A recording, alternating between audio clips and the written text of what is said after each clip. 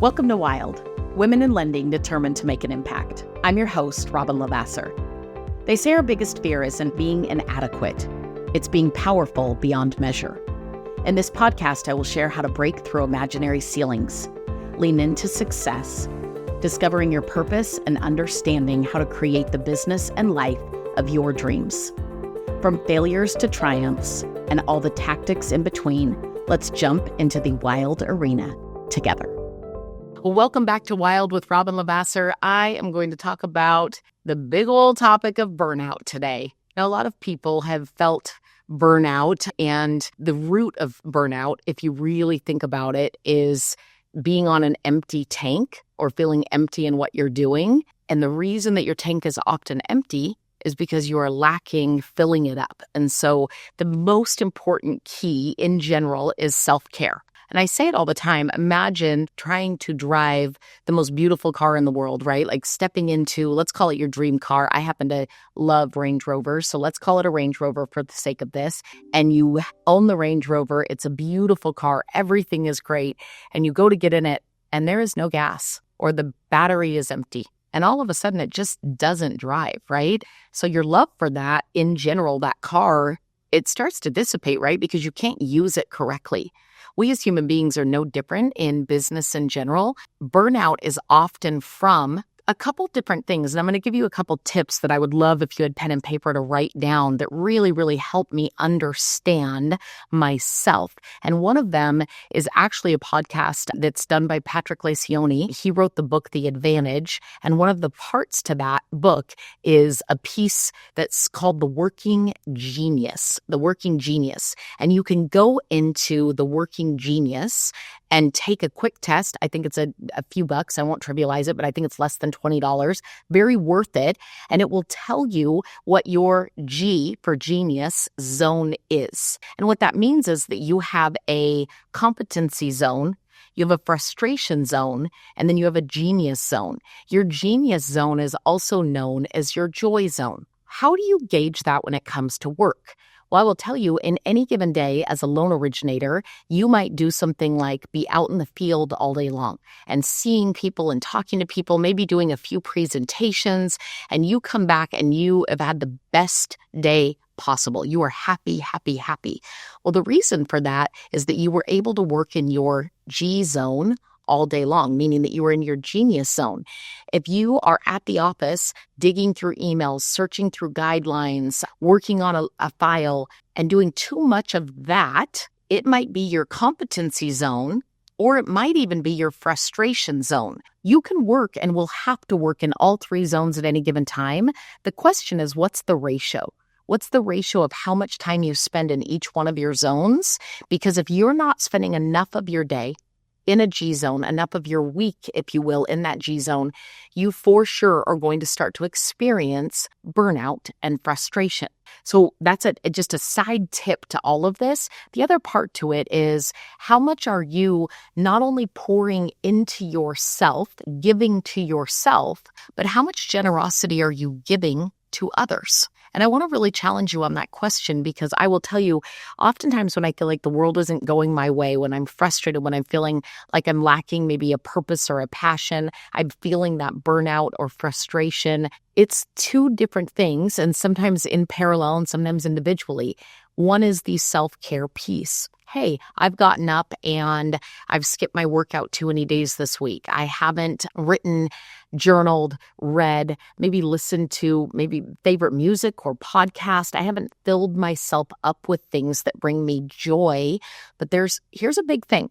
I love listening to music. I'll give you this example. I love listening to music. But if I only listen to music, and I don't sometimes listen to a podcast or something that fills me from a knowledge standpoint versus simply a joy, right? Value, I always say it, and I'll say it again: time, joy, money. Those are the three large overarching categories when it comes to value. When I am pouring into myself, but I'm not giving myself any knowledge, but then I come into the office as a leader and I want to share knowledge with people, but I've only listened to music and watched TV at home. I've skipped my workouts. I've not done anything there. And then I come to the office and all day I'm just getting bombarded with maybe questions and loan stuff. And I'm in my email and I'm not in my G zone. that burnout is going to creep to the high heavens. And so you've got to start every single day by filling your own cup, and your cup needs a few different things. For sure, we need fuel in terms of exercise and self-care, yoga. It doesn't have to be vigorous, right? We need something in that space.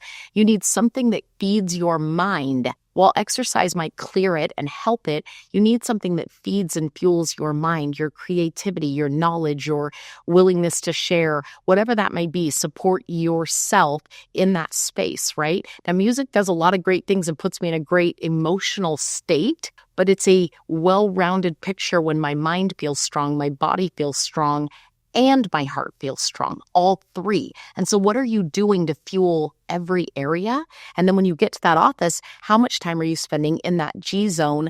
And what do you have to give because you've filled your tank up? So is self-care saying, I need to stay in bed all day and not do any work whatsoever and, lay here and watch movies? I would argue the answer, controversial or not, no. No, it's not. I don't know about you, but anytime that I've done absolutely nothing to try to refuel, the answer is I actually didn't fuel with anything, right? When I do nothing to refuel, I didn't get any fuel, period. And that might have been, I did a whole bunch of nothing today. That doesn't mean never rest, but it is so incredibly important that self-care also still comes with self-engagement, right? Doing things that will help you feel stronger in general. And again, heart, mind, and body, all three, because that's when you're going to be able to run a high-powered business. That's when you're going to be the best version of yourself. That's when you're going to become motivational, inspirational, ideally aspirational to other people, is when you've balanced all three of those things, and they see you working the most in your G zone.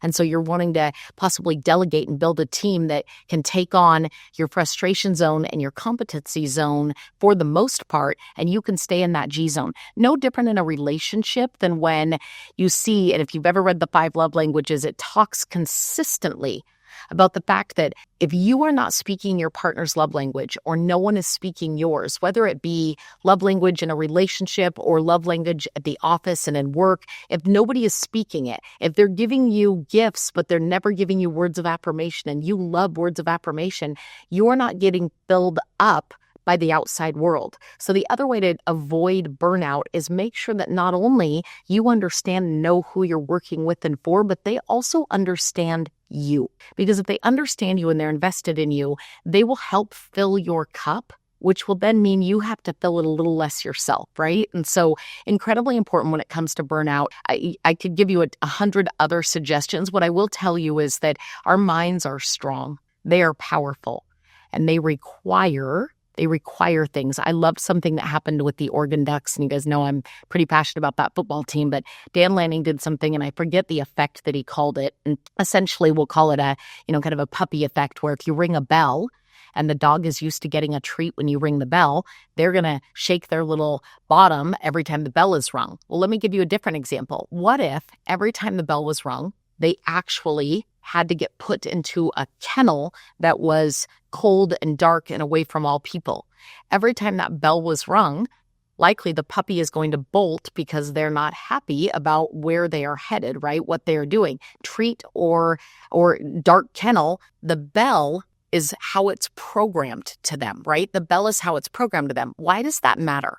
Because if you are thinking, I'm dreading going to work, you're programming yourself to say dark kennel, right, with that bell, the alarm clock, the I'm getting out of bed. If you are saying instead, my alarm clock went off, excitement, ready to serve. I understand my why. I'm passionate. I got to go get all my fuel so that I have plenty to give away to everybody and come home still full, exhausted possibly, right? A little tired, not the perfect day, but man, did I overall feel purposeful.